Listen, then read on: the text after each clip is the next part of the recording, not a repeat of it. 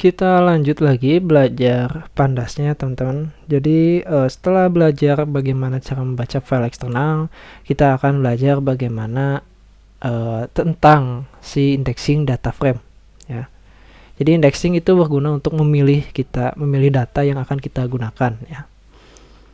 Seperti biasa kita akan new file di sini supaya tertrack ya apa aja yang kita pelajari. Kita save di sininya 09 mengenai indexing data frame ya. Jadi kita akan fokus di data frame terlebih dahulu ya. Seperti biasa kita harus melakukan import di sini, import pandas ya. Kita kan karena menggunakan pandas jadi kita pakai pandas pd ya. Seperti itu. Kita import si data frame-nya. Data frame sama dengan pd.read underscore csv csv kayak gitu, pakai kutip.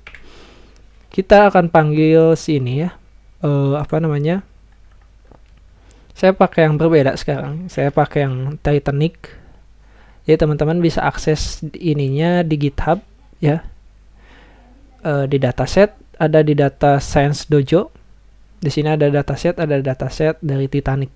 Teman-teman seperti biasa tinggal menggunakan si raw-nya ya. Seperti ini. Oke. Kita tinggal paste, kita coba tes, jalankan .head aja biar datanya muncul. Oke ya. Jadi yang pertama itu ada beberapa cara ya untuk kita melakukan indexing dari data frame.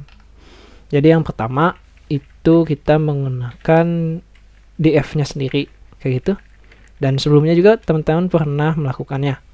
Jadi kalau misalnya kita df dot atau df kayak gitu, kita panggil si ininya, misalnya kolomnya survive gitu, survive, kita shift enter dan nanti muncul ya.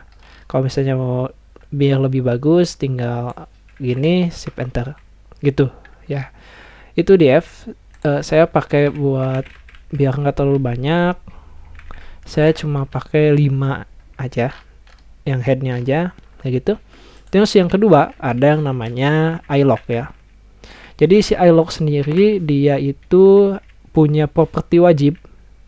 Jadi ada yang namanya index ya, kemudian ada yang namanya si kolomnya. Ini kita log dulu ya. Jadi log ya. Jadi caranya misalnya kita tinggal di f.log gitu. Kita pakai kurung siku kayak gini, kita masukin si datanya. Jadi saya pengen nampilin nama si Alan Mr. William Henry ya. Kita tinggal ininya indeksnya ke berapa? Misalnya indeks ke-4 ya, teman-teman. Jadi di sini tinggal 4 gitu. Kita pisahkan dengan koma. Terus kita masukin si kolomnya, nama kolomnya. Seperti itu, kita pakai kutip, kita shift enter, jadi keluar namanya Alan Mr. William Henry. Seperti itu yang log ya. Terus kalau misalnya kita ingin manggil satu baris ya misalnya, jadi kita tinggal ini aja, kita akses indeksnya, nanti otomatis semuanya akan tertampil. Jadi caranya gimana? Kita pakai yang namanya adiknya si log ya, nggak tahu adiknya, nggak tahu siapanya, ilog gitu. Jadi ini nggak ada parameter khusus, jadi kita tinggal masukin si indeksnya aja. Jadi misalnya di f.ilog gitu, kita masukin misalnya indeksnya ke-4 ya, samain. Kita tinggal shift enter dan hasilnya keluar kayak gini. Untuk mempercantiknya juga, untuk memperindahnya, tinggal kita buat 2 kurung siku kayak gini. Seperti ini ya. Jadi sama ya. Jadi kita bisa nampilin lokasi spesifik menggunakan log, atau misalnya pakai ilog untuk menampilkan keseluruhan data per si indeks yang akan kita panggil. Jadi itu adalah indexing data frame, teman-teman. Terus misalnya kita juga bisa melakukan yang namanya filtering ya. Untuk tambahan di sini kita ada yang namanya filtering.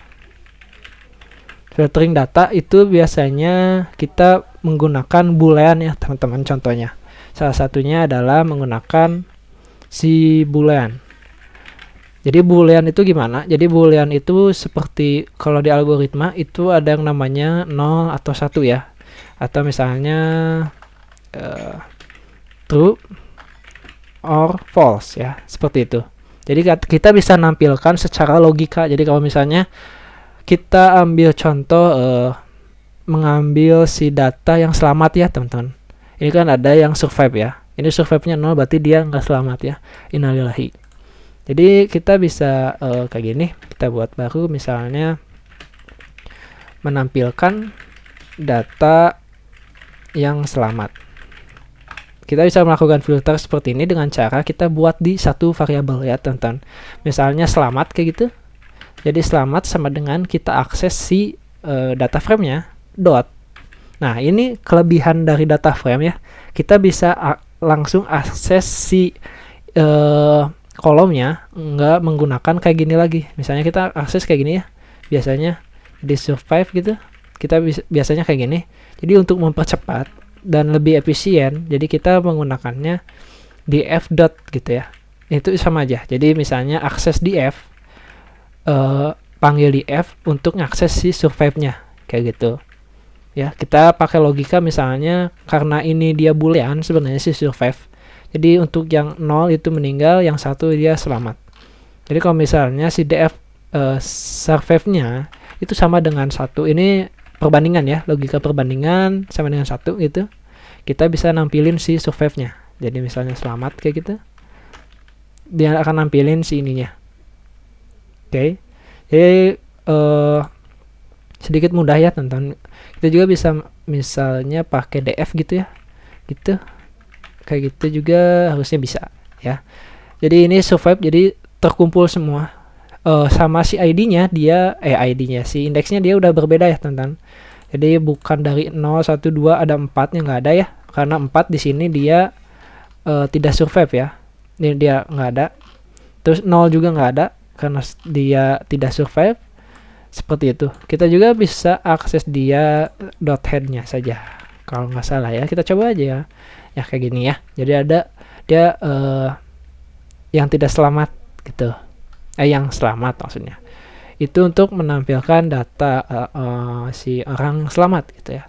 Terus misalnya kalau misalnya kita lebih spesifik lagi, gimana yang selamatnya dia cewek semua. Ini kebetulan cewek semua ya. Kalau misalnya kita dihapus ininya, harusnya ada cowok ya, ada male ya di sini. Jadi nggak apa namanya, nggak ini semua. Atau kita male aja, biar lebih kelihatan ya teman-teman. Ini kita kembalikan lagi saya ke dot head. Jadi caranya misalnya kita buat logika lagi, misalnya JK gitu, jenis kelaminnya sama dengan df dot kita panggil si sek-nya itu sama dengan male ya. Jadi male-nya huruf kecil semua kayak gitu. Kita panggil JK, kita shift enter dan keluar semua. Ya. Ini sedikit penjelasan ya. Jadi kalau misalnya dia di sininya tampil, misalnya yang 0 dia true karena dia di atas adalah male ya. Terus yang 1 dia false. Ya, teman-teman di sini dia false karena dia bukan male. Karena dia woman. Apa? Female ya. Di sini female. Jadi makanya dia ngembaliin nilai false ya. Jadi kita bisa kombinasikan dia. Jadi kayak misalnya di F gitu gitu kita pakai kurung gitu, kita masukin si selamat, terus kita masukin pakai koma nggak ya, itu kita masukin si JK nya pakai koma ya, pakai koma, dan ya teman-teman gitu, dan JK. Jadi akan tampil yang male semua ya. Jadi male nya itu yang selamat 17, satu nggak ada karena 1 dia tidak selamat ya. Kayak gitu. Ini male dia tidak selamat. Mungkin itu ya untuk video kali ini, singkat juga, sedikit singkat. Ada berapa menit kita ya?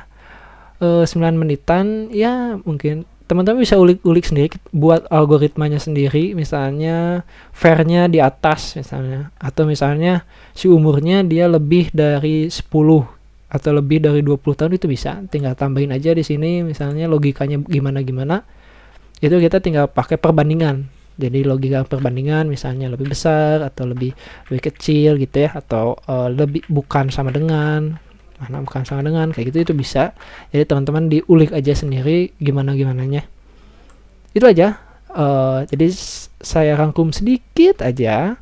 Jadi pertama ya, kita belajar tentang yang namanya indexing data. Jadi indexing data itu kita bisa manggil data spesifik menggunakan memanggil kolom data spesifik menggunakan data frame biasa.